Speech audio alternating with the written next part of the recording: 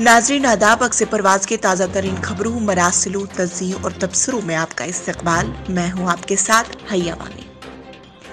All India मजलिस इत्तेहादुल मुस्लिमीन के सरबराह असदुद्दीन ओवैसी ने पार्लियामान में कहा कि मैं जम्मू कश्मीर तंजीम-ए-नौ बिल 2021 की मुखालिफत में खड़ा हूं। जिला बारामूला में सफीना बेग, जिन्होंने अपनी पार्टी और पीपल्स पार्टी की हिमायत हासिल की थी, ने 10 वोट हासिल किए, जबकि उनकी हरीफ पीडीपी की कुरतुल बशीर ने सिर्फ 4 वोट हासिल किए।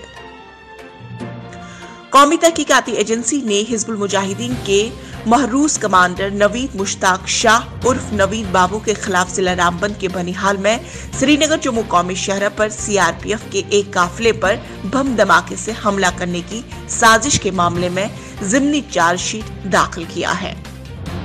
जम्मू कश्मीर से ताल्लुक रखने वाले रुकन पार्लियामान हसनैन मसूदी ने लोकसभा में जम्मू कश्मीर तंजीम-ए-नौ में की गई हालिया तरमीम को मुतनाज़ा और गैर आईनी करार दिया। उन्होंने ये बातें लोकसभा में जम्मू कश्मीर तंजीम-ए-नौ बिल 2021 पर बहस के दौरान कही।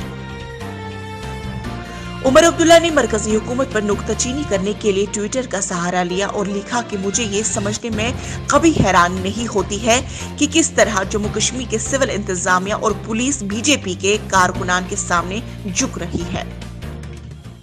जम्मू कश्मीर पुलिस ने पीडीपी सदर और साबिक वजीर आला महबूबा मुफ्ती को उनकी गुपकार वाक़े रिहाइश गाह में आज फिर से एक बार नजरबंद कर। रफियाबाद बारामूला के बागात कॉलोनी सरबल बर्डन इलाका अभी भी बिजली सप्लाई से महरूम है। मकामी लोगों ने दौर जदीद में भी सख्त मुश्किलात का सामना करना पड़ा है। मकामी लोगों ने इंतजामिया से अपील की है कि उनके मसाइल को जल्द अज जल्द हल किया जाए। नाज़रीन, था आज का खबरनामा। फिलहाल दीजिए मुझे इजाजत, कल इसी वक्त होगी मुलाकात। तब तक बने रहे अक्से परवाज के साथ।